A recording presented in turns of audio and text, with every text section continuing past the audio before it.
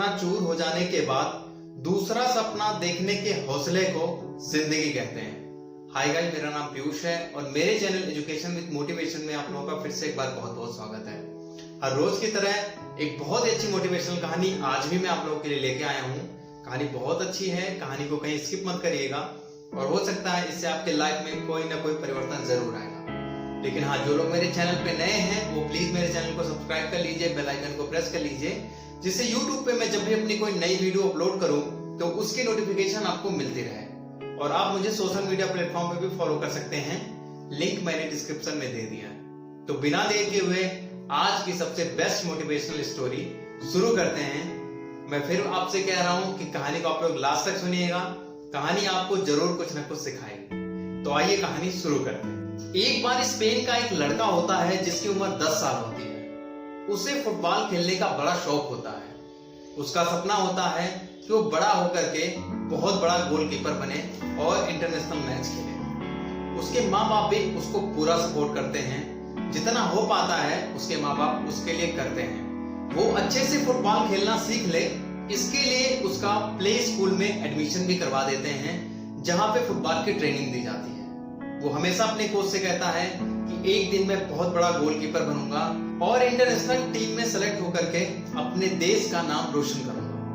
उसके मन में बहुत चाहत रहती है कि वो बहुत बड़ा गोलकीपर बने, बहुत बड़ा फुटबॉलर बने। धीरे धीरे उम्र गुजरती चली जाती है, वो बहुत अच्छा खिलाड़ी बन जाता है, वो बहुत अच्छे अच्छे मैच खेलता है, बहुत सारे वो टूर्नामेंट खेलता है, बहुत सारे मेडल जीता है। और कब उसकी उम्र 10 साल से 20 साल हो जाती है पता नहीं चल पाता। उसके गेम खेलने के तरीके को देख करके रियल मैड्रिड वाले बहुत इंप्रेस होते हैं और उस लड़के का भी सपना होता है कि वो रियल मैड्रिड में जाकर के उसको ज्वाइन करे और उनके साथ खेले।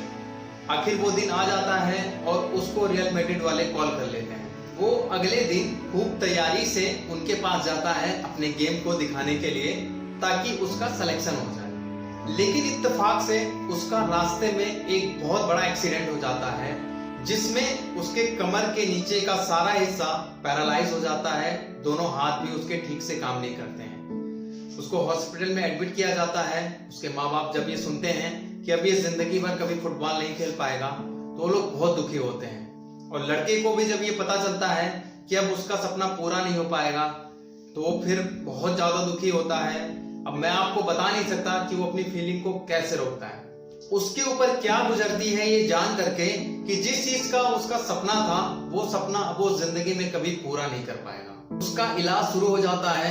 डॉक्टर कहते हैं इलाज जो है वो लंबे टाइम तक चलेगा, तब जाकर के अपने बॉडी के कुछ पार्ट्स को रिकवर कर पाएगा। उसका इलाज चलता है, माँ बाप उसका इलाज कराते हैं, जितने भी पैसे होते हैं और भी लोग उसकी हेल्प करते हैं ताकि उसका इलाज अच्छे से हो जाए।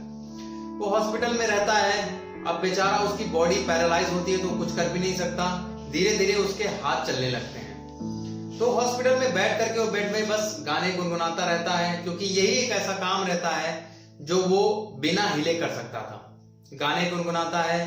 धीरे धीरे उसका पैशन आता है कि क्यों ना वो गाने लिखे। वो उसी हॉस्पिटल में उसी बेड पर बैठे बैठे गाने भी लिखने शुरू कर देता है। उसके गाने लोगों को बहुत पसंद आने लगते हैं। धीरे धीरे वो अपने गानों की वजह से इतना पॉपुलर हो जाता है कि पब्लिक उसके गाने को बहुत ज्यादा पसंद करने लगती है। ये कहानी स्पेन की एक सच्ची कहानी है और उस लड़के का नाम जूलियो वेलेसियस है। आप चाहें तो इसे गूगल पे सर्च भी कर सकते हैं। बहुत बड़े सिंगर हैं और इनकी 30 करोड़ से भी ज्यादा एल्बम बिक चुके हैं और बहुत सारे फिल्मों में स्पेन के और खुद के एल्बम में इन्होंने गाना गाया है। तो दोस्तों, कहानी बहुत छोटी थी लेकिन बहुत कुछ सिखाती है। एक इंसान का एक सपना, जिसका जन्म से जो सपना होता है, पैशन होता है, वो टूटने के बाद भी वो एक नया सपना देखता है और उसमें सक्सेस भी होता है।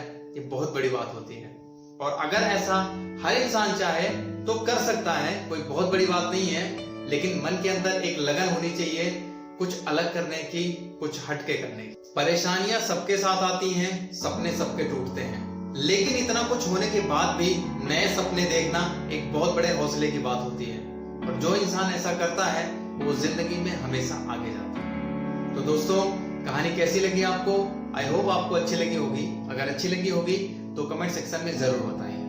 तो फिर आप पे भी अगर ये बात, तो सुनते रहिए हर रोज एक नई कहानी पीयूष के साथ, क्योंकि कहानियां कभी भूलती नहीं, और आपको कुछ न कुछ जरूर सिखाती है। हंसते रहिए, मुस्कुराते रहिए। मिलते हैं एक नई कहानी में। तब तक अपना ख्याल रखिए।